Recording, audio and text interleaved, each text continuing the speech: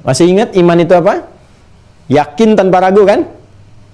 Udah harus yakin tanpa ragu. Ngaji udah 40 video lebih masih ragu juga. Nggak boleh, harus yakin tanpa ragu.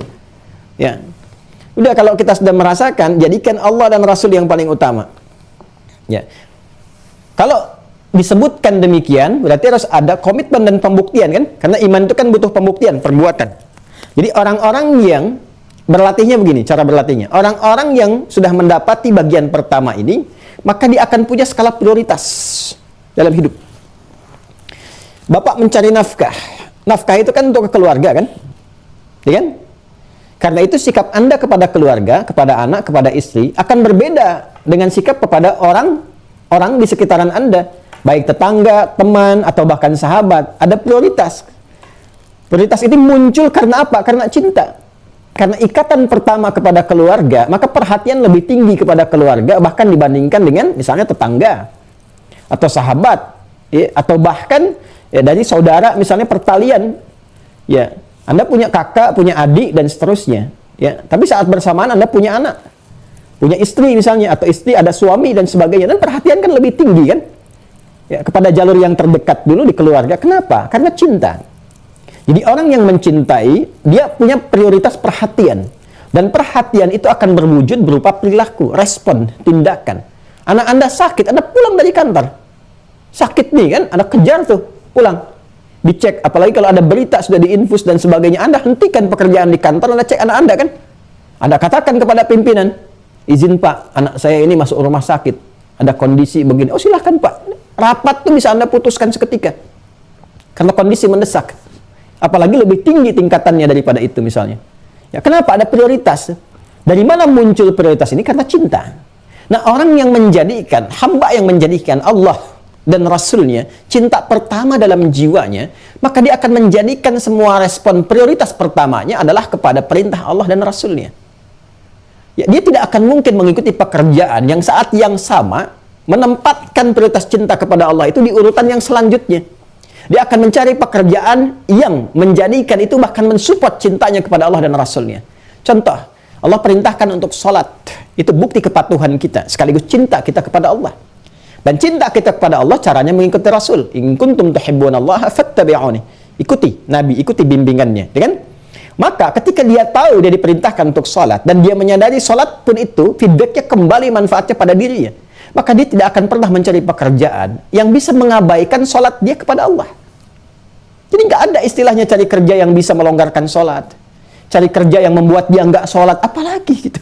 Apalagi yang demikian, nggak mungkin dia cari demikian. Kenapa? Karena dia menempatkan Allah di atas segalanya. Dia menempatkan Rasul di atas segalanya. Ya, jadi dia nggak akan cari pekerjaan yang bisa membuat dia bahkan nggak sholat. Mas, hati-hati ya. Rizki itu sudah diatur. Kita bergerak dapat rizki. Dan itu cuma bahasa manusia, tingkatan, jabatan, bahasa manusia. Toh begitu juga dapatnya rezeki untuk makan juga. Apa Anda kira jadi miliarder makannya kemudian satu bakul? Tidak juga. Tetap segitu juga porsinya. Cuma status manusia itu yang diberikan begini-begini. Anda cukup mencari yang halal dan thayyib, terhormat Anda. Juga sampai wafat selesai. Tergantung Allah mengarahkan kita seperti apa. Bukan terhina menjadi petani, tidak. Alhamdulillah. Bukan terhina menjadi kebun. Atau itu kan bahasa manusia aja, kuli bahasa manusia, ini bahasa manusia. Pada akhirnya kita mencari yang halal. Kebanggaan kita itu yang halal. Untuk apa mendapatkan jabatan, kedudukan kalau hasilnya dari nyogok, dari korupsi? Tidak ada kebanggaan di dalamnya. Nikmat kita menjadi pedagang. Orang menganggap orang kecil, nggak apa-apa. Kecil di hadapan Anda, besar di hadapan Allah. Alhamdulillah. Pada akhirnya orang kecil akan wafat. Dan Anda pun yang merasa besar akan wafat. Dan kita lihat siapa yang besar dan kecil di hadapan Allah saat berpulang kepadanya. Alhamdulillah. Jadi kalau kita itu hidupnya begitu, nggak banyak ditimpakan beban pada diri kita. Untuk apa sih cari banyak beban? Ya, saya bingung kadang lihat orang tuh bekerja hanya untuk membebani diri, tapi tidak menikmati apa yang dihasilkan dari pekerjaannya. Berapa rumah megah itu yang kemudian bisa Anda nikmati? Apakah setiap sudut ruangannya bisa memberikan kebahagiaan bagi Anda? Apakah kendaraan itu memberikan kebahagiaan? Kalau kebahagiaannya hanya Anda ketika melihatnya saja, itu semu. Kalau cuma senang ngelihat kendaraan, ngapain diparkir di garasi? Main-main ke showroom mobil tuh, liatin aja tiap hari. Pulang lagi, Anda nggak punya beban untuk merawatnya. Itu kan? Ya, itu hidup enak tuh seperti itu tuh. Ya, Bukan aib kalau rumah harus kontrak, bukan aib, alhamdulillah, halal. Ya, begitu didapatkan pun amanah juga, ditinggalkan juga. Jadi cara berpikir kita, berpikirnya mengikuti petunjuk dan pasti kebenarannya, itu lebih tenang gitu. Nggak ada beban hidup yang berlebihan. Apa sih yang mau ditampilkan? Oh, meninggal juga. Ya kan? Ya kalau Allah titipkan, ya alhamdulillah, rawat, jaga, malah jadi hisab kan di akhirat nanti. Jadi saya ingin mengatakan bahwa, ayo coba rubah cara pandang kita itu. Jadi direktur alhamdulillah bikin kebijakan di perusahaan, jangan sampai ada pekerjaan yang mengganggu waktu sholat. Kalau Anda menempatkan Allah cinta pertama Anda, menempatkan Rasul cinta pertama Anda, dengan jabatan itu arahkan supaya lebih taat. Ketika taat, keberkahan muncul. Ya, bahkan ketika Anda jadi pimpinan tertinggi di perusahaan kah misalnya, atau di masyarakat atau berbangsa bernegara, bikin kebijakan yang mensupport iman dan takwa, kan hasilnya berkah tuh. Dunia kan dapat berkah. Tadi bagan yang saya turunkan itu. Jadi kalau ada kebijakan, perbuatan mensupport iman dan takwa, itu jiwa pertama kita itu, nanti akhirnya berkah. Kalau sudah berkah, rahmat turun. Coba lihat di Quran surah ke-7 Al-A'raf ayat 96. Itu kalau kita kompak ya, teman-teman sekalian. Kita beri contoh di Indonesia aja yang mayoritas muslim itu. Ya, kita coba mulai dimulai di kajian kita di Wira ini. Ya, kita konsisten ikuti ini. Coba lihat ayatnya. Walau anna ahlal qura amanu iman wattaqau taqwa la fatahna alaihim barakatim minas samai wal ard. Kalaulah satu penghuni itu, satu tempat. Qura itu jamak dari qaryah. Qaryah jadi qura. Ya, kalau kita ambil negara lah, itu satu negara. Desa bentuk jadi negara, bangsa. Skala kecilnya di kabupaten kan banyak desa itu. Kabupaten. Ya kalau belum bisa senegara, kabupaten A, kabupaten B, provinsi A, provinsi B. Coba kasih contoh, kalau nggak percaya ini, kasih contoh. Walaupun kita harus melewati ujian. Ujian itu pasti ada.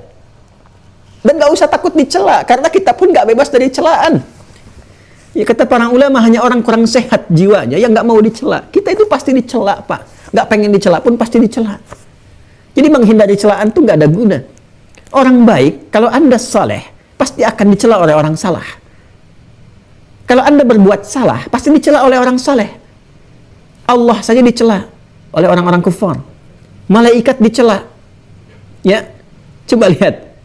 Nabi dicela, dihina, dituduh penyihir, dukun, santet, penipu, pembohong, macam-macam. Sahabat dicela, tabi'in dicela, ulama dicela. Kita Tuhan bukan, malaikat bukan, Rasul bukan, Nabi bukan, sahabat bukan, tabi'in bukan, ulama belum sempurna, atau bahkan bukan. Terus gak mau dicela, kita siapa? Kita ingin berbuat baik, dapat tantangan ujian, diantaranya celaan. Saya berikan fikih celaan. Ini jarang mungkin didapatkan ya. Ini cara memahaminya nih, cara memahaminya. Kalau Anda saleh, punya sifat saleh, dan nanti orang yang saleh atau salihat untuk perempuan, itu pasti akan mendapatkan lawan. Karena hidup ini berpasangan. Wa min kulli syai'in khalaqna zawjaini la'allakum tadhakkarun. Awas, ini mahal sekali dia. Ya, saya dapatkannya harus sampai keluar nih, mencari 18-20 jam dari Indonesia, itu terbang pakai pesawat, kan? Ini mahal sekali dapatnya. Semoga Allah berikan pahala pada guru-guru kami, ya. Quran surah ke-51 ayat 49. Ya, paling kiri agak ke tengah sedikit, ya. Agak ke bawah sedikit. Wa min kulli syai'in khalaqna zawjaini la'allakum tadhakkarun. Lihat ya. Perhatikan baik-baik. Dan segala hal, kata Allah, kami ciptakan berpasangan, berlawanan. Supaya kamu sadar, cuma aku yang tidak punya pasangan. Allah yang esa. Ya kan? Laki-laki pasangan perempuan. Ya kan? Benang sari dengan putik. Jantan dengan betina. Siang malam. Demikian sifat pun, baik, buruk. Soleh, salah. Itu berpasangan.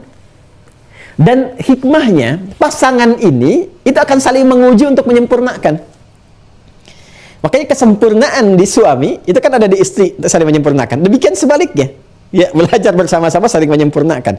Dan di sifat pun salah dan soleh itu akan membentuk sebuah kesempurnaan kalau digunakan secara benar.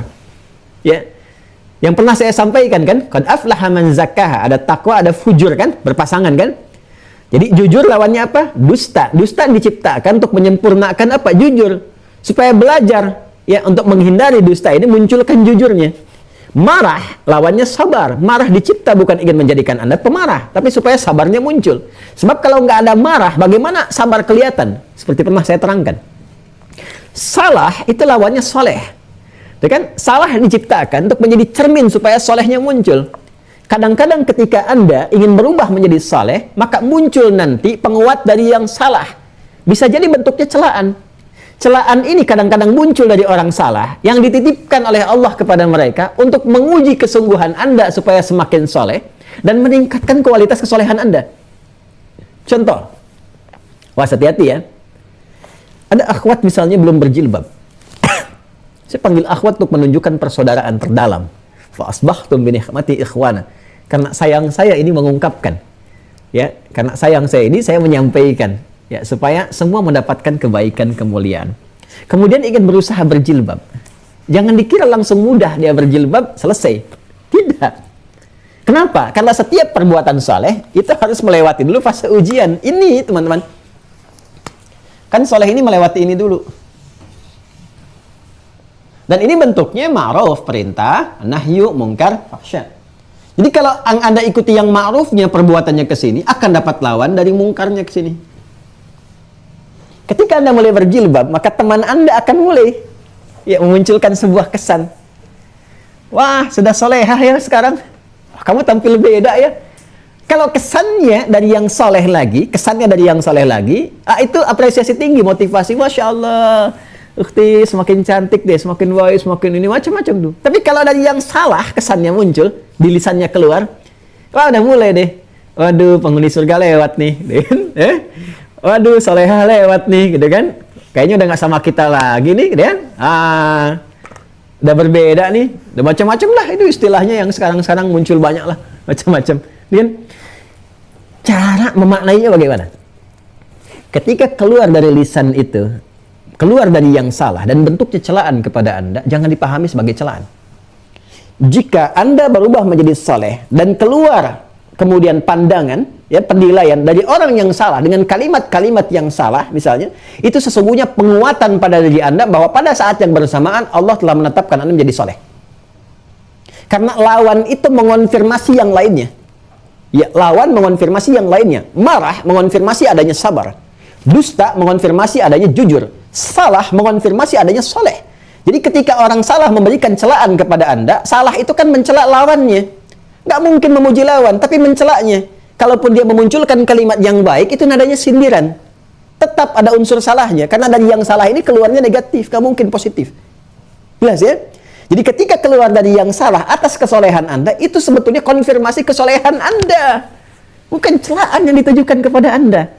Jadi jangan marah kalau dicela oleh orang salah.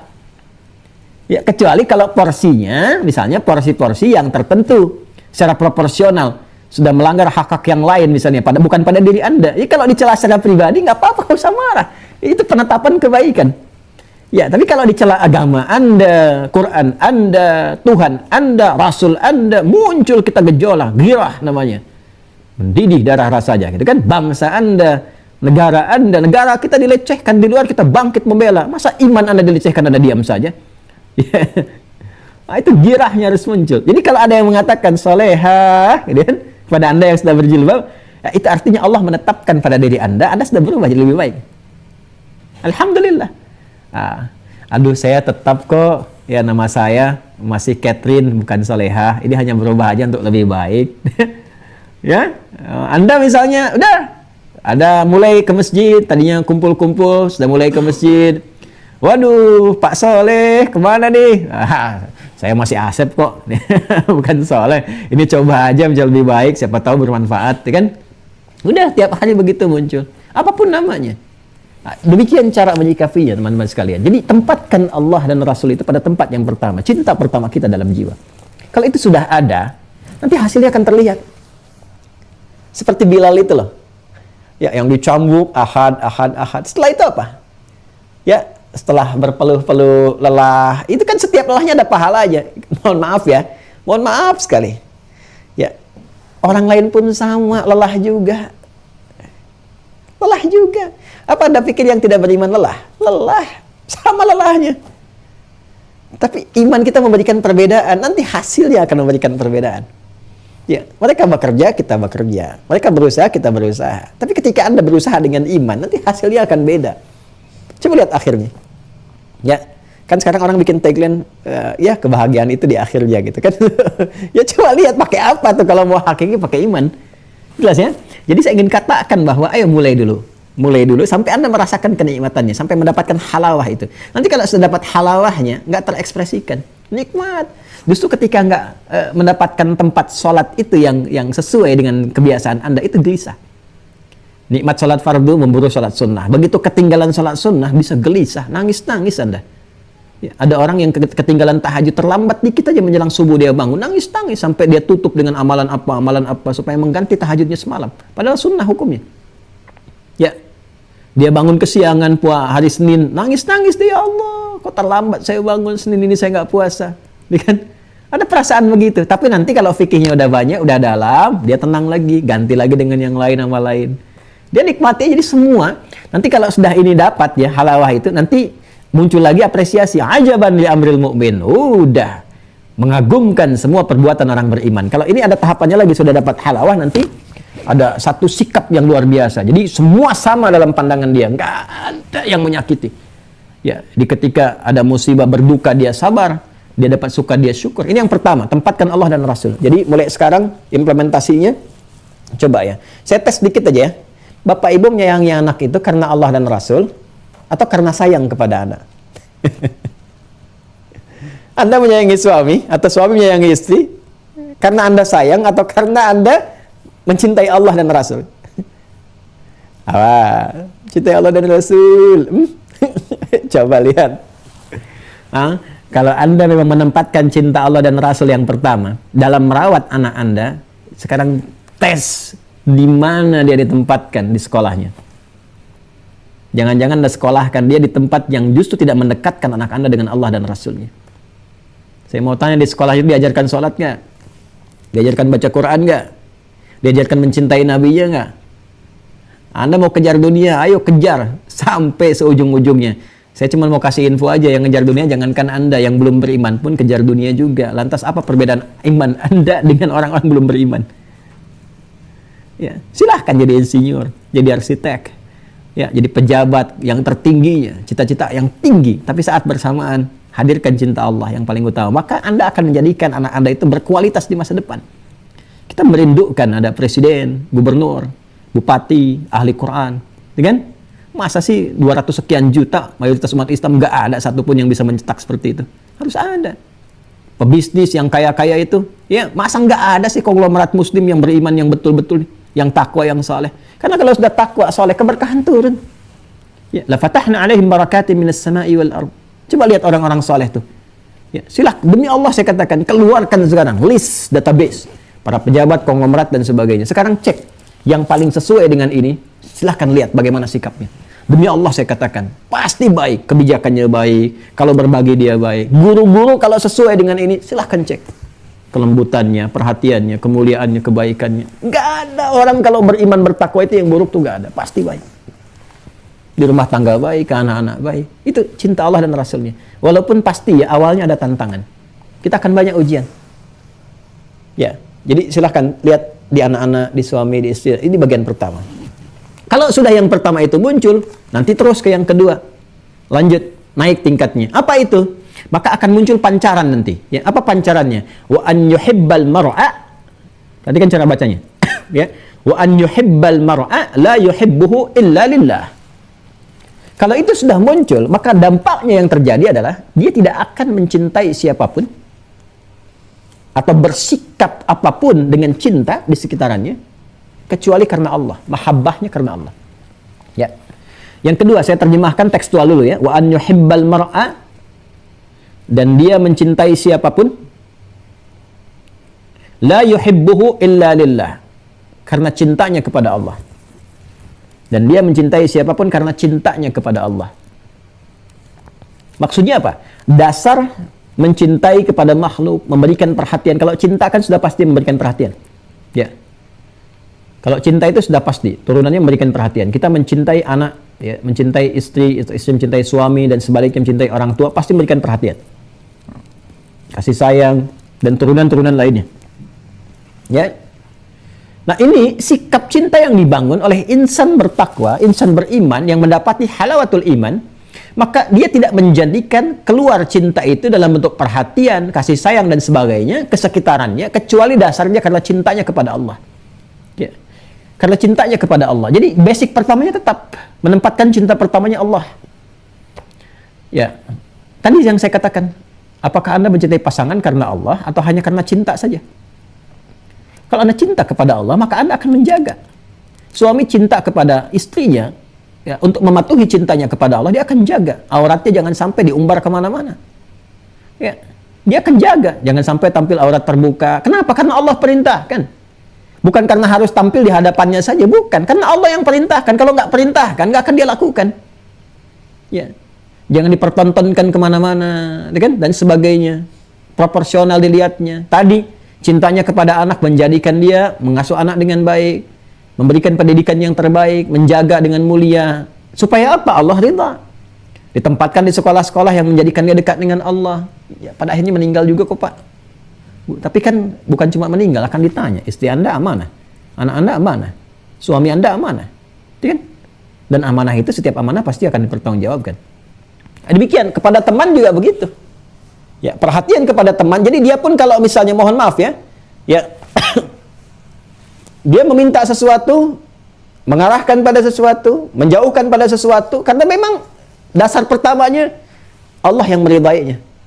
Ya, Anda tidak suka kalau teman-teman Anda misalnya datang ke tempat-tempat maksiat. Ya, karena Allah melarangnya. Karena Anda mencintai orang itu, maka Anda akan merefleksikan cinta kepada orang itu dengan dasar cinta Anda kepada Allah. Oh, saya khawatir kalau di akhirat berpisah dengan dia. Saya khawatir kalau dia nggak dapat berkahnya dari Allah. Maka cinta kepada Allah itu yang menjadikan Anda menghentikan dia, jangan datanglah ke sana lah. Ya, nggak apa-apa.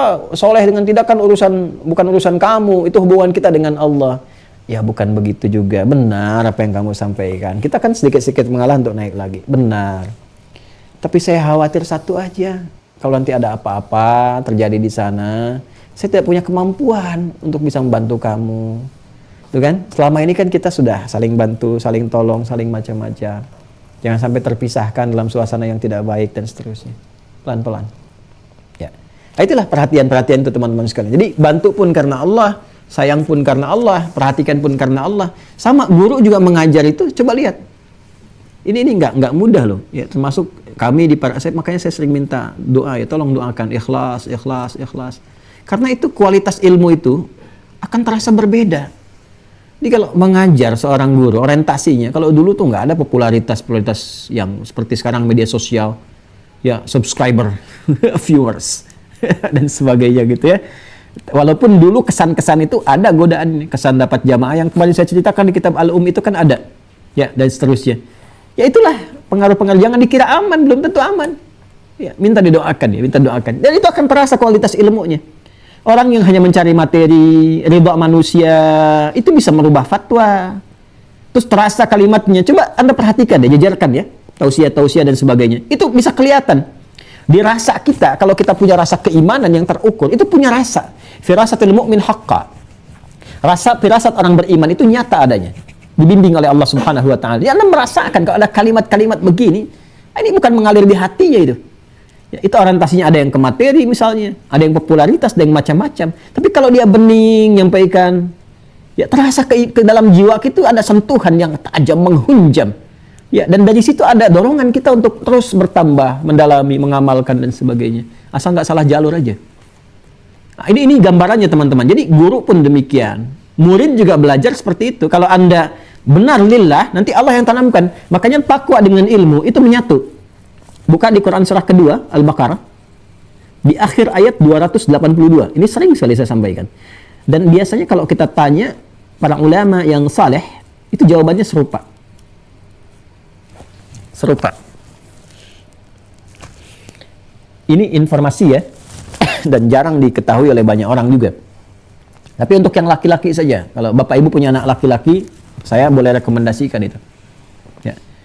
Biasanya kan orang tahu sekarang ngajinya, misalnya belajar. Kalau saya sebut ngaji itu belajar, misalnya kan ke Madinah, Ummul Qura, ke Mekah, ke Al-Azhar, ke Tripoli, Tunisia, kan? Ke Yaman dan sebagainya. Ada satu tempat di muka bumi ini yang terkenal dengan kualitas kekuatan hafalan keilmuan yang turun-menurun. Dan kitabnya ada di kepala mereka. dan terpraktikkan itu semua dalam praktikal kehidupan, interaksi dan sebagainya. Bahkan kalau terkenal, kalau sudah ke situ, itu satu desa tuh ahli ilmu semua. Bahkan ada lokasi-lokasi tertentu yang nggak berubah, ya seperti konsep dulu kehidupan para sahabat itu ininya, rumahnya apanya macam-macamnya. Itu di Mauritania. Mauritania terkenal itu. Jadi kalau Anda coba cari deh ya, tempat-tempat itu ada satu tempat di Mauritania itu luar biasa lah. Kalau udah diakui, ya sekarang itu kalau udah hafalan macam-macam kitab itu ada di kepalanya. Ya. Ada antara yang populer itu sekarang Syekh Hasan Dedo. Syekh Hasan Dedo itu, masya Allah tuh ilmunya, kitab itu di kepalanya. Kalau udah bicara itu kayak kitab semua isinya itu. Ya. Sederhana kelihatannya, ya kayak orang dari daerah, dari padang pasir, dari macam-macam, karena kehidupannya demikian. Tapi masya Allah gitu, ilmu dan sebagainya itu luar biasa. Nah, yang mau saya sampaikan apa? Yang mau saya sampaikan ketika dikonfirmasi, salah satu wartawan bertanya, apa rahasianya Anda bisa menjaga keilmuan ini kepada tokoh di sana, ya, masyarakat bisa menjaga ilmunya tinggi? Jawabannya serupa semua, persis sama dengan apa yang diriwayatkan di sebelumnya. Guru-guru kami juga mengajarkan demikian. Rahasianya apa? Satu ayat ini. Lihat ayat 282, langsung ke ujungnya, paling kiri sebelah bawah. Wattaqullah wa yu'allimukumullah. Ada ayatnya? Paling kiri sebelah bawah tuh. Langsung ke ujung aja, langsung ke bawahnya. Wattaqullah, ya, wa yu'allimukumullah. Ini ayat terpanjang di Al-Quran. Ya ayyuhalladzina amanu idza tadayantum bidainin, terus sampai ke bawah, ya kan? Dan tingkatkan takwamu kepada Allah. Wattaqullah wa yu'allimukumullah. Allah akan tambahkan, ajarkan kepada kamu tambahan-tambahan pengetahuan. Sedangkan takwa, tempat apa di dalamnya? Ini nggak akan jauh dari sini, iman. Makanya saya terus cerewet menyampaikan setiap pertemuan. Ini formula ingat, karena akan terbawa terus. Ini hidup kita tuh ada di sini. Tingkatkan takwa, dapat itu. Karena itu, hari ini banyak rahasia ya. Banyak rahasia yang terungkap deh. Ya, karena itu ulama dulu yang hebat-hebat itu di bidang apapun itu memulainya dengan takwa. Semua mulai dengan takwa. Ya, saya berbagi ya, termasuk yang orang tua kami juga ajarkan. Itu dua aja.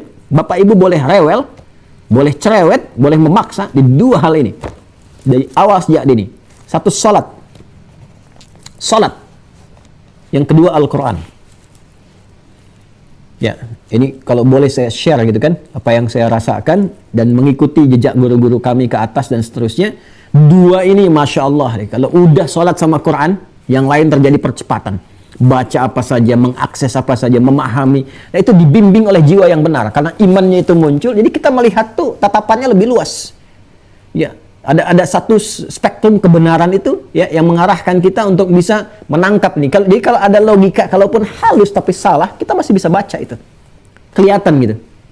Nah, ini dari mana pancarnya takwa? Wattaqullah, tingkatkan takwamu kepada Allah, wa yu'allimukumullah. Allah ajarkan tambahan pengetahuan. Nah, jadi dari sekarang coba mulai sama-sama. Saya juga demikian, tolong doakan ya. Kita saling mendoakan, lihat, mulai itu. Ya siapa tahu yang lebih baik itu mungkin anak-anak bapak ibu yang menyimak ke depan. Karena itu jangan pernah meminta, misalnya Ustadz, doakan anak saya seperti Ustadz. Jangan, harus lebih baik daripada kami-kami yang sekarang. Karena tantangan anak-anak kita ke depan itu lebih berat, lebih besar dibandingkan dengan orang sekarang. Ya, harus lebih, Bu, Pak. Ayo kita sama-sama berusaha maksimalkan. Walaupun mungkin sekarang online, nanti satu saat insya Allah ada waktunya kita berjumpa, kita kumpul, orang reuni, kita silaturahim. Ya, nanti kalau jadi tuh aula ini, Masya Allah, kita bisa kumpul bareng-bareng. Ya, jauh-jauh waktunya. Mudah-mudahan dikumpulkan oleh Allah, misalnya di Masjidil Haram, ya kan? Makanya nampung sekarang bareng-bareng. Ya, saya tidak punya travel, tidak punya apa-apa. Saya bukan pebisnis. Saya hanya ustaz dakwah. Ya, nanti kalau waktunya berangkat, biasanya kami tanya jamaah kita, yang ngaji juga, yang punya travel. Ya, fasilitasi ya, tapi jangan mahal-mahal. Tapi saya pengen tempatnya ini, bintang 5. Bintang ini, tapi jangan mahal-mahal. Ini loh, pengen kesini. Ikut, kalau ndak ikut, ndak usah fasilitasi. Alhamdulillah itu. Belajar kita. Jauh-jauh orang ada yang jual ini, jual itu, nyampe sana, ditinggalin begitu aja. Itu sesuatu yang Allahu Akbar. Mudah-mudahan Allah rahmati kita semua. Gitu ya. Berikhtiar, kita bersabar ya, sampai nanti kalau sudah wafat juga nggak capek lagi. Allahu Akbar. 3. Wa an yakraha an ya'uda fil kufri wa an yakraha an ya'uda fil kufri kama yakrahu an yuqdhafa fin nar. Ya. Dan dia merasa benci dan dia merasa benci, tidak suka. Kariha itu rasa tidak suka yang sampai pada level benci, yang tidak disukai. Ya, an ya'uda fil kufri, untuk kembali kepada kekufuran. Nanti kita terjemahkan apa yang dimaksud kufuran di sini. Kama yakrahu ayyuqdhafa fin nar, sebagaimana dia merasa tidak suka atau benci untuk dilemparkan ke dalam neraka. Ya, itu bahasa tekstualnya ya. Tanyakan pada jiwa kita yang paling dalam, fitrah kita. Ya. Jangan ke nafsu, karena nafsu masih bisa ngelak. Tanyakan pada fitrah kita yang paling dalam, senang nggak masuk neraka? Fitrah yang jawab ya. Kalau nafsu bisa macam-macam. Nafsu bisa bilang karena nafsu itu karena keinginan tertentu, bisa materi duniawi atau karena maksiat. Ya kan? Karena dijanjikan ini dan itu, karena ada perangai yang lain. Kalau dari nafsu, dia bisa keluar seperti tantangan, olok-olok, nggak apa-apa masuk neraka juga, ntar bisa bikin pesta, bisa bikin ini, bisa bikin itu, dengan ini, dengan itu. Ya. Dan sebagai itu keluar dari nafsu. Kalau ada yang seperti itu, kita doakan. Mumpung masih hidup. Kita doakan supaya dapat hidayah, supaya bertobat, ya. Terus kita nggak usah terlalu buat segala hal yang justru makin kontraproduktif, makin dia menjauh dari hidayah misalnya. Ya, kalau dia berbuat pelanggaran misalnya, pelanggaran hukum-hukum positif, maka ya secara proporsional dengan hukum positif diproses. Tapi fitrahnya, jiwanya masih berhak ya untuk menerima hidayah Allah Subhanahu wa taala sepanjang hayatnya atau bahkan nyawanya belum sampai ke tenggorokan. Maka kita doakan, tuntun dengan cara yang benar, terserah mau diterima atau tidak. Yang penting hisab kita bisa ringan karena tanggung jawab kita sudah dilakukan. Nanti apa yang akan Anda jawab ketika Allah bertanya di hari kiamat? Ini ada hamba begini, kamu hidup, kenapa kamu tidak ingatkan? Kenapa kamu semakin menyudutkan dia? Ya, dengan mencela dia, menjatuhkan dia semakin lebih dalam lagi. Kenapa kamu tidak misalnya berikan contoh yang baik, sadarkan dia, berikan doa-doa yang baik, ya, setidaknya untuk meringankan hisab kita di hadapan Allah. Ya, kalau tak mau diam, ya kan? Tapi diam pun masih ditanya juga, kenapa kamu diam pada sesuatu yang buruk? Ya, ada tetangga tidak baik, dia muslim tapi nggak pernah ke masjid. Mungkin Anda ditempatkan bertetangga dengan dia supaya Anda bisa mengajaknya. Ya. Itu di antara fikih. Kadang-kadang fikih dakwah diutamakan dibandingkan dengan fikih terkait dengan terapan hukum. Nah, jadi di sini teman-teman sekalian, kalau kita jawab dengan fitrah kita, nggak ada yang pengen. Siapa sih yang pengen masuk neraka? Nggak ada. Pasti nggak mau. Dan nggak maunya tingkat tertinggi. Tingkat tertinggi dari lawan senang itu kan benci. Ya kan? Tingkat tertinggi dari tidak suka. Tidak suka itu kan ada level-levelnya. Level-level naik ke atas. Seperti di hukum fikih juga kan, kalau sudah semakin naik ke atas haram kan? Ya, dari halal, ya kan, mubah itu kan gini di tengah-tengah tuh. Ya. Ta'tadina ahkamul khamsah, kita diikat dengan 5 hukum utama. Jadi kalau bicara hukum itu ada 5. Yang tengah-tengah, paling tengah itu halal, mubah, ibahah. Tarik ke kanan sunnah. Ke kanan lagi jadi wajib. Ya kan? Ya, ini tengah-tengah nih. Tarik kanan sedikit sunnah. Tarik lagi wajib. Makan itu ibahah, ya kan? Kemudian makanan yang bisa menguatkan energi kita untuk sholat supaya lebih baik naik jadi sunnah. Jelas? Atau ada makanan-makanan tertentu yang sunnah dicintai oleh Nabi SAW, kita ikuti. Tapi kalau kemudian orang sakit yang kalau nggak makan bisa berbahaya bagi dirinya, maka ini naik jadi wajib tuh makan. Ya, jelas ya? Baik, tarik ke sini jadi makruh. Makruh. Ya, makruh itu tidak disukai. Tidak disukai. Ya, makan jengkol sebelum sholat misalnya kan. Nah, jengki dimakan sebelum sholat. Keluar aroma yang tidak nyaman. Nah, ini ketika keluar, orang bicara aja dengan orang lain, Anda nggak suka, apalagi Anda kemudian sholat berkomunikasi menyampaikan di hadapan Allah. Kan? Makruh hukumnya. Makanya kalau di Arab kan jengkol nggak ada. Tapi daging tertentu itu menghadirkan aroma yang berbeda. Unta misalnya. Daging unta dan sebagainya. Ya, itu kan harus langsung sikat gigi dulu supaya aromanya nggak keluar jelek. Ya. Nah, ini makan jengkol misalnya kan, hilangkan dulu sebelum sholat. Ada orang menghilangkannya bau jengkol dihilangkan dengan petek kan, ya sama saja. Nah, maka hilangkan dengan yang standar, yang bisa netral. Hilang semua baru ibadah. Baik ya. Tarik lagi ke atas. Ya, itu di atas makro ini tarik lagi ke atas itu bisa haram.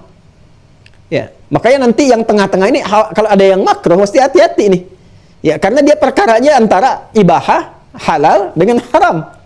Ya, kalau dalam perbuatan disebut syubhat. Ya, syubhat. Innal halala bayyinun wa innal harama bayyinun wa bainahuma umurun mushtabihat. Antara yang halal itu jelas, yang haram itu jelas, tengah-tengahnya makruh, ini syubhat nih. Hati-hati, makanya menyikapi makruh itu, menyikapi syubhat itu dengan makruh dulu, kariha. Aman dulu. Bagaimana caranya? Ini ada yang salah mengaji, salah menyimpulkan. Jadi kalau ada yang syubhat, ya, memastikan dulu, cari ilmunya, ini halal apa haram, demikian. Jadi bukan ditinggalkan dulu. Ya, famanittaqas syubhat itu levelnya setelah halal dan haram. Innal halala bayyinun wa innal harama bayyinun wa bainahuma umurun mushtabihat. Ya, famanittaqas syubhat faqad istabra li dinihi wa irdihi. Wa man waqa'a fi syubhat waqa'a fil haram. Jadi orang kadang baca terjemahan langsung. Ya, siapa yang menjauhi syubhat, dia telah menyelamatkan agama dan kehormatannya. Siapa yang melekat pada syubhat, maka boleh jadi dia melekat pada yang haram. Ya kan?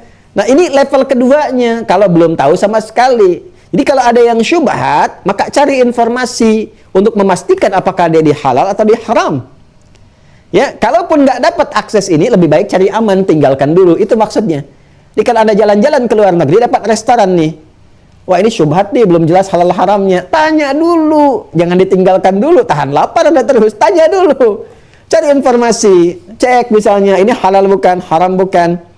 Ya, oh tapi ada tuh stiker halalnya, masuk ke dalam. Kan? Tapi saya masih ragu tuh, dia ada halal, tapi ada menu babinya di sini. Cek ke dapurnya, karena nggak ada lagi restoran yang lain, kan? Anda cek ke dapurnya, tanyakan, atau ke pemilik atau ke chefnya. Ini gimana ada bagian babi? Oh itu divisinya terpisah. Oh divisi terpisah. Dia dapurnya punya sendiri sebelah sana, nggak nyampur dengan yang ini. Oh aman. Ya, tapi kita punya ayam Pak, disembelih pakai halal, cuman dapurnya masaknya sama, katelnya sama, ini sama. Ada syubhat, tinggalkan, cari yang lain. Nah, jelas ya? Nah ini teman-teman sekalian, jadi tidak ada orang satu pun yang senang masuk neraka, nggak ada. Ya. Karena neraka itu sebabnya apa? Sebab masuk ke situ karena dosa. Dosa itu apa? Pada kesalahan. Dan pada akhirnya pun nggak ada orang yang pengen jadi salah. Nggak ada. Semua pengen soleh. Tetap. Bahkan sepenjahat-penjahatnya, penjahat sepenjahat-penjahatnya pun nggak mau disebut jahat. Bahkan di antara penjahat pun nggak mau dikhianati. Karena soleh itu fitrah. Kan saya pernah sampaikan, pernah dengar cerita tentang 3 orang pencuri itu. Yang satu bosnya, yang keduanya itu apa namanya, anggotanya suruhkan nyuri kan. Begitu nyuri, biasa setoran 100.000, 500.000. Satu kali cuma 400 yang satu, ya kan. Begitu diperiksa, ada di celananya disembunyikan. Ya, apa kata bosnya? Kamu nyuri aja, padahal mereka pun baru nyuri. Jadi pencuri pun nggak mau dicuri, pengkhianat nggak mau dikhianati, pendusta nggak mau didustai. Karena apa? Karena soleh itu melekat pada jiwa kita. Ya kan? Pada fitrah kita. Karena itu apa? Karena puncak kesolehan itu ada pada iman, ya, pada diri kita, ada pada kebaikan, maka sifat cinta pada yang baik itu tidak boleh menjerumuskan kita pada keburukan. Jadi dia harus merasa benci pada yang Allah tidak sukai, pada yang menjerumuskan dia kepada neraka, pada yang menjerumuskan dia pada kekufuran. Jadi di sini yang dimaksudkan an yakraha an ya'uda fil kufri, bukan pernah kita kufur sebelumnya, bukan. Ya, yang dimaksudkan adalah 2 hal di sini. Yang pertama, ya, kita merasa nggak suka terjebak pada penyimpangan. Kufrun itu kan dari kafara yakfuru, kufran. Kafara itu segala yang menyimpang dari hukum Allah. Dalam jiwa kita tertanam fitrah keimanan, sudah tertanam lekat cinta pertama kepada Allah. Masa mau menyimpang dari Allah? Jadi kalau di dalam jiwa kita cinta pertamanya Allah dan Rasulnya, sudah saleh, maka otomatis nggak suka pada yang salah. Lawan dari iman itu kufur. Ya. Iman itu lawannya kufur. Ini al-imanu lawannya al-kufru. Nih. Ini saleh, ini salah. Sudah pasti kalau sudah ada iman, pasti nggak suka kufur. Sebagaimana kufur pun nggak suka iman. Jelas ya? Jadi segala yang bertentangan dengan iman itu kufur. Ini namanya mukmin, ini namanya kafir. Ya kan? Jadi kalau orang kafir mencela, orang kafir misalnya macam-macam dan sebagainya kepada orang-orang beriman, yaitu sudah wajar dalam tanda petik. Karena apa? Karena ada lawan daripada iman. Tinggal iman kita bagaimana meresponnya secara proporsional. Ya, kan kita melihat karena belum tahu tentang iman, karena kan tertutup, terhalang. Ya kan, mencoba menutup diri dari cahaya-cahaya kebaikan. Maka respon dengan yang baik supaya terbuka ininya. Respon dengan yang baik, jelaskan, terangkan dan sebagainya. Proporsional saja sifatnya. Hanya kufur itu lawan daripada iman. Pancaran iman itu amal soleh, sifatnya ujian. Ya, apa diantaranya? Sholat pancarannya, zakat, puasa. Kalau nggak ada cahaya imannya ini redup atau bahkan hilang, ya dia tidak akan menunaikan ini, nggak akan sholat, nggak puasa, nggak zakat, nggak baca Quran, karena nggak ada ininya. Nah, orang-orang yang sudah beriman nggak mungkin terjebak ke sini. Jadi nggak ada orang beriman yang nggak sholat. Karena itu di hadis lain, perbedaan antara orang beriman dengan orang yang kafir, yang kufur itu adalah sholat. Pembedanya, kata Nabi dalam satu hadis. Apa maksudnya? Maksudnya ini mengonfirmasi keadaan iman. Kalau nggak ada ini menunjukkan nggak ada imannya. Jadi kalau Anda mengaku muslim, tapi saat yang bersamaan nggak pernah sholat, apalagi kalau misalnya menyoal orang sholat, iseng pada orang-orang yang sholat, mengolok-olok orang sholat misalnya, ini menunjukkan konfirmasi bahwa ada persoalan dalam iman Anda. Belum sampai ke dalam jiwanya. Nah, maka otomatis, ya, kata Nabi SAW, orang yang mendapatkan kenikmatan iman itu nggak akan pernah terjerumus pada yang seperti ini. Ya. Kalau di sini iman pancarannya kan baik semua, maka orang beriman pengertian luasnya tidak akan pernah mau berbuat yang tidak baik, nggak akan terjerumus pada yang tidak baik. Iman masuk ke mata melihat yang baik. Orang beriman nggak mau lihat yang nggak baik. Jadi orang beriman tuh jangankan korupsi, ngelihat yang bukan haknya aja nggak mau. Ya. Iman kan menunjuk pada yang baik. Baik itu halal. Jadi orang beriman tuh melihatnya yang halal. Bapak udah punya istri, yang halal itu istri bapak. Nggak mungkin lebih nikmat melihat istri orang lain. Itu kan? Ibu juga demikian. Ya. Anak-anak juga demikian. Dan kita juga demikian. Babnya sangat luas sekali. Dan nggak ada sifat iri. Ya, pada hal-hal yang nggak perlu diirikan. Kan ada iri yang baik namanya ghibtah. Ya, ghibtah. Boleh iri pada dua bagian, pada dua hal utama. Namanya ghibtah. Satu rajulun atahullahul ilma awal Qur'ana. Ya, seorang yang diberikan oleh Allah anugerah Al-Qur'an atau pengetahuan yang dia amalkan siang dan malam. Masya Allah. Itu boleh kita iri. Namanya ghibtah, bukan dengki, bukan hasad. Ya, anak kecil usia 4 tahun mata selalu mengistilahkan ditutup oleh Allah pandangannya dari maksiat. Masya Allah. Hisabnya ringan di matanya itu. Mata kita belum aman deh.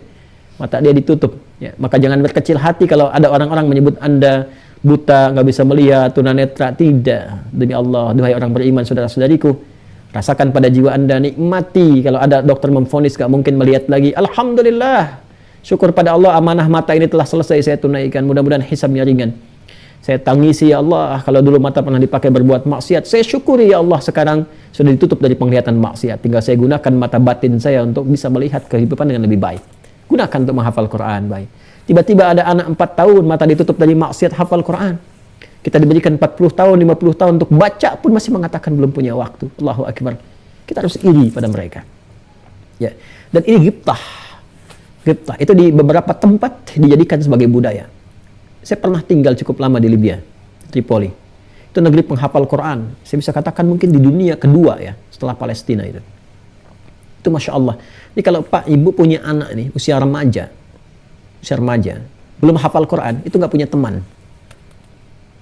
Ada budaya di sana. Bisa, Mas, kadang-kadang kangen juga kita tuh, rindu ya. Sore-sore saya kan talaki ngaji itu ke Syekh itu. Itu kalau berangkat kita, atau bahkan mampir karena keperluan tertentu, mampir di masjid-masjid atau bahkan musola kecil. Allahu Akbar tuh, kalau udah menjelang asar tuh, Allah, lihat anak-anak kecil. Usia 2,5, 3 tahun, 4 tahun, udah bawa tasnya itu lebih besar daripada dirinya itu. Isinya apa? Mushaf. Ya. Terus di masjidnya banyak mushaf. Terus mereka tuh duduk, muter-muter kayak baca buku bacaan gini. Itu rata-rata tuh paling sedikit 10 juz, 20 juz. Anak kecil itu. Karena kalau sudah mereka baligh, belum hafal Quran, itu nggak dapat teman. Kecil nilainya gitu. Dan preman tuh hafal Quran. Saya ke pasar temu preman, saya kan dulu diangkat jadi Amin Khattabah gitu. Jadi satu kali ke Sukul Jum'ah, pasar Jumat tuh, belanja, ada preman, kita pakai pakaian khatib kan berangkat. Terus saya bilang, "Taqillah ya." "Na'am Syekh, hafidhu ayatnya." Takwalah kamu kepada Allah. Saya bilang, "Kamu ini begini." "Ya Syekh, saya hafal ayatnya." Hafal ayatnya. Dan sangat dihargai, dihormati. Anda hafal Quran, naik mobil, naik taksi, ya itu mereka suka menguji. "Dari mana?" "Indonesia." "Oh Indonesia, Masya Allah. Kam juz hafidna minal Quran." "Berapa juz hafal Quran?" Ya. Terus dia bilang, "Suruh baca." Baca, kita baca, tahu dia senang, turun gratis. Masih bersyukur kalau gratis. Lebih daripada itu, diundang ke rumah dia, disiapkan makanan terbaik di rumahnya. Allahu Akbar. Ya kan? Itu Masya Allah tuh, Quran. Itu ghibtah. Kedua, rajulun atahullahul mal. Rajulun atahullahul mal. Fayunfiqu. Ya. Ana al-lail wa atrafan nahar. Orang yang diberikan kelebihan harta. Senang infak. Itu boleh iri kita pada yang begitu. Ya, kalau yang pamer-pamer nggak usah iri. Kita doakan. Sekali lagi doakan, bukan dicela. Kita doakan supaya berubah arahnya lebih baik. Jadi hidup kita nikmat, nggak sibuk dengan celaan. Nikmat. Ya, celaan itu ngasih beban kepada jiwa kita. Ya, nggak bisa tenang nanti. Ya, kan nanti mimpi pun mencela orang juga. Mimpinya bikin status sedang mencela, kan nggak enak gitu. Ya, lebih baik lapangkan jiwa kita tuh supaya enak. Lapangan itu kan kosong, ngelihatnya tuh enak gitu. Tinggal kita isi dengan apa. Ya, jadi itu konfirmasinya. Ya, wa an yakraha an ya'uda fil kufr. Jadi dia nggak mau berada dalam suasana kufur itu. Atau yang kedua, kesan orang yang memang pernah berbuat salah, kafar. Jamaknya kafaru. Kafar itu pada perbuatan, bisa dua sisi. Memang kafir, belum beriman, kemudian masuk Islam, dan dia nggak mau lagi. Ya, kembali kepada keadaan-keadaan dulu. Sering diistilahkan orang sekarang jahiliyah misalnya. Ya, dia sekarang pengen memperbaiki diri, pengen belajar, pengen sholat, mu'allaf jadi baik dan sebagainya. Ya? Makanya kalau ada mu'allaf tuh dibimbing. Ya, jangan dijadikan sebagai peluang-peluang untuk meraih dunia lagi. Ya, dan kalau sudah mu'allaf itu sudah yakin dengan keislaman. Jangan digunakan Islam untuk bawa-bawa map, bawa-bawa proposal untuk minta ini itu, jangan. Anda harus bangga status mu'allaf itu lebih tinggi dibandingkan dengan dunia. Ya, setelah itu ada keislaman. Mu'allaf kan pembuka. Anda tuh muslim gitu. Kalau sudah 16 tahun, 20 tahun, itu bukan mu'allaf lagi. Saya mu'allaf Ustaz. Oh, Masya Allah. Masya Allah. Kapan Bapak masuk Islam? Oh, 20 tahun lalu. Udah bukan mu'allaf lagi. Ya. Jadi, singkatnya orang beriman kalau sudah mendapatkan kenikmatan iman, itu sudah nggak suka dengan lawannya. Nggak akan terjebak pada hal-hal yang buruk. Ya. Itu pernyataannya sama dengan kalau di surah Al-A'raf itu ayat 89. Qad iftaraina 'ala Allahi kadhiba. Ya. Kalau Nabi Syuaib menyampaikan kepada kaumnya, wah kalau begitu kita berdusta kepada Allah kalau kita kembali kepada keyakinan kalian, jalan hidup kalian. Ya. Id'udna, ketika kita kembali ya kan kepada millah kalian saat Allah telah menyelamatkan kita. Ada ayatnya, Quran surah ke-7 ayat 89. Sudah? Nah, itu padanannya sama dengan itu. Bukannya Nabi Syuaib pernah kufur, tidak. Ya, Nabi Syuaib membawa risalah dan sebagainya. Hanya ingin menyampaikan sifat orang beriman, jangan sampai kegiatannya, aktivitasnya, perbuatannya sama dengan yang belum beriman, harus beda. Ya, meskipun ada kebaikan harus lebih tinggi kebaikannya. Nah, di situ diajarkan doanya supaya membuka sifat itu. Ya, supaya mata terjaga, supaya tidak terpengaruh lingkungan. Ini doa, Bu, boleh, Bu. Ibu bapak bacakan, kalau ke kantor, Pak, supaya nggak terpengaruh dengan lingkungan di kantor yang kurang bagus, meruntuhkan iman, ya kan? Hati-hati, Pak, ya, apalagi yang sudah jabatan tinggi, punya sekretaris, laki-laki, kan perempuan biasanya. Ya, bapak di rumah dengan istri cuma 8 jam, di kantor 12 jam, lihat istri orang. Hati-hati tuh, ya, hati-hati juga. Yang perempuan tuh, kalau bekerja, bosnya laki-laki atau apa dan sebagainya, hati-hati juga. Ya, jangan terjebak pada keburukan. Atau lingkungan di sekolah, Bapak boleh baca. Ini doanya, rahasia di akhirnya.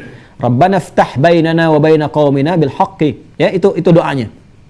Ya, boleh supaya nggak terpengaruh oleh lingkungan. Jadi kalau Anda bertugas di tempat baru, diduga ada sesuatu yang kurang bagus, supaya nggak terpengaruh, ini boleh Anda bacakan Quran surah ke-7 ayat 89 di ujung ayatnya. Rabbana ftah bainana wa baina qaumina bil haqqi. Ya. Boleh sampai ke ujung ayatnya. Sudah? Di Quran tuh ada ayat-ayat yang bisa kita keluarkan sebagai doa. Ya, saat sakit, saat dizalimi orang lain, saat dijahili misalnya. Ya, puncaknya apa, dan ada yang melekat pada jabatan, pada bisnis, pada macam-macam. Ya. Nah, ini 3 ini, teman-teman. Jadi kalau 3 ini sudah ada, ini konfirmasi tanda kenikmatan iman. Jadi nikmat hidupnya, nggak terjebak pada yang kotor gitu. Jadi Allah Akbar. Memang latihannya sih agak lumayan, tapi kalau kita udah sampai, walaupun nggak nyampe ke level ini sepenuhnya, rasanya tuh enak gitu. Jadi pribadi yang nggak pernah lekat dengan ya bermasalah gitu. Ya ada orang punya masalah pun lahirnya solusi, tidak menghanyutkan, tidak menambah masalah lagi. Jadi semua dilihatnya dengan perspektif yang positif. Itu menenangkan kepada jiwa. Saya masih berlatih, tapi rasanya enak gitu. Ya dengan latihan itu, berlatih aja enak. Ya. Awal-awal latihan begitu, wah dicela nih, dicaci nih, kadang ingin klarifikasi, kadang ingin ini, ingin itu. Tapi setelah kita berlatih, Allahu Akbar, ya Alhamdulillah, kita doain aja. Terus nggak ditanggapi, hilang sendiri. Ya kan? Sepanjang ke pribadi itu, Alhamdulillah, nggak pernah kita mau respon. Kecuali kalau bangsa saya, negara saya disoal, iman saya, Allah saya, Rasul saya disoal, baru kita bereaksi proporsional. Kita melihat dulu, ini karena nggak tahu, atau karena zalim, atau karena macam-macam. Kalau nggak tahu kan ada rumusannya, bersikapnya seperti apa. Ya, tapi kalau zalim ada rumusannya lagi seperti apa. Dan itu pun nanti masih ada tahapan-tahapannya. Tapi nikmat kok, teman-teman sekalian, nikmat. Alhamdulillah. Dan tidak perlu menyoal sana dan sini. Ya, saya kira itu teman-teman sekalian ya. Jadi yang pertama, tempatkan Allah sebagai cinta pertama kita, Allah dan Rasulnya. Dan ukurannya adalah mendahulukan segala hal yang Allah perintahkan, Rasul perintahkan. Nanti lihat hasilnya seperti apa, nikmat. Di bisnis Allah larang riba, jangan berbuat riba, ya kan? Nanti lihat hasilnya, tenang, enak gitu kan? Kemudian dia apalagi misalnya dalam ilmu, ya jauhi riya, jauhi saling merasa yang paling tinggi, sombong. Apalagi kalau baru belajar udah sibuk nyolong orang lain, atau jadi ustadz selalu banding-bandingkan dan sebagainya, nggak usah. Kalau mau koreksi perbuatan, ya kalau mau berdiskusi sesama ustadz, jangan jamaahnya dilibatkan yang mungkin awam dan sebagainya. Itu gambaran-gambaran umum saja. Kemudian an yuhibbal mar'a la yuhibbuhu illa lillah. Ya, saling mencintai karena Allah. Membenci karena Allah, menyukai karena Allah, mengarahkan karena Allah. Ini praktekkan ke keluarga dulu, jangan ke orang lain dulu. Ya, ke anak-anak, ke pasangan dan ke orang tua dan seterusnya. Dan yang terakhir, tidak terlibat pada segala hal yang kontraproduktif dengan imannya. Masya Allah. Nah ini, ayo kita latihan ya, sama-sama ya. Saling mendoakan. Ya Allah, mudah-mudahan dikumpulkan dalam kebaikan, di tempat yang baik, waktu yang baik, sama-sama orang baik. Mudah-mudahan wafat dalam keadaan baik, dipertemukan dengan yang terbaik, Rasulullah SAW, oleh Allah yang maha baik, dan di surga yang penuh dengan kenikmatan insya Allah. Mudah-mudahan kuat ya, kuat karena nggak mudah kita itu menjaga keimanan itu. Istiqamah ya, istiqamah. Tantangannya ini nggak mudah. Sekarang apalagi banyak di mana-mana, masuk ke saku, masuk kemana-mana dan sebagainya. Jadi hati-hati ya, handphone dan seterusnya. Jaga yang kira-kira meningkatkan kualitas iman, saling mendoakan, semoga istiqamah. Nah, yang menarik tuh begini, sekarang kan kita perlu contoh ya, karena apa yang kita praktekkan kan kalau ada contohnya lebih enak. Siapa sih yang pernah mendapatkan ini gitu? Kalau Nabi Rasul nggak usah ditanya, pasti maksimal. Dan bagaimana kehidupan mereka setelah mendapatkan itu? Ya, ternyata Masya Allah Islam itu lengkap gitu. Ini seperti ini gambarannya, pedomannya begini. Kalau dipraktekkan gini caranya, hasilnya begini. Ini contoh orang yang telah berhasil mempraktekkan itu. Ya, bagaimana kok nikmat memberi daripada menahan, nikmat memberikan kasih sayang dan sebagainya. Ya, siapa orang-orang yang telah mempraktekkan ini? Bagaimana kehidupan mereka? Dan bagaimana kita mengambil inspirasi dari kehidupan mereka, khususnya yang sesuai dengan profesi-profesi kita. Mungkin ada yang di kedudukan, ada yang di harta benda, di ilmu, di tenaga dan sebagainya, atau di rumah tangga. Seperti apa nih sukses mendapatkan ini dan bisa kita contoh. Jadi kita keluarkan, Anda mirip siapa gitu kan? Nanti bisa lihat nih prototipenya, oh yang ini saya keluarin pengen kayak ini aja nih. Dah, jadiin kurikulum di rumah. Dah, ikutin ini aja nih. Ikutin ini. Masya Allah. Kan? Tapi kalau sudah kita bisa seperti itu, pertahankan sampai meninggal, insya Allah selamat.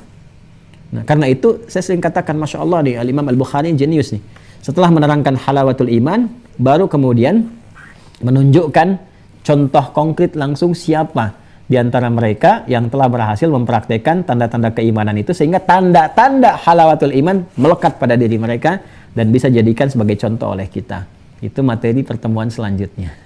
Terima kasih, semoga berkah, semoga bermanfaat. Maafkan kami kalau salah, tinggalkan, kalau baik silahkan lakukan, dan tebar kebaikan dengan siapapun, dan semoga rahmat Allah mengelilingi kita semua.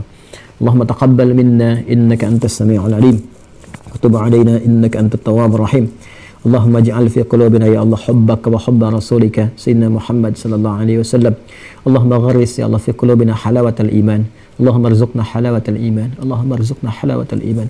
آت أنفسنا تقواها وزكها أنت خير من زكاها، أنت وليها ومولاها. تبنا إليك توبة نصوحا. اللهم ألحقنا بالصالحين مع الذين أنعمت عليهم من النبيين والصديقين والشهداء والصالحين وحسن أولئك رفيقا. وصلى الله على سيدنا محمد وعلى آله وصحبه أجمعين. وآخر دعوانا سبحانك اللهم وبحمدك أشهد أن لا إله إلا أنت نستغفرك ونتوب إليك. الحمد لله رب العالمين. السلام عليكم ورحمة الله وبركاته.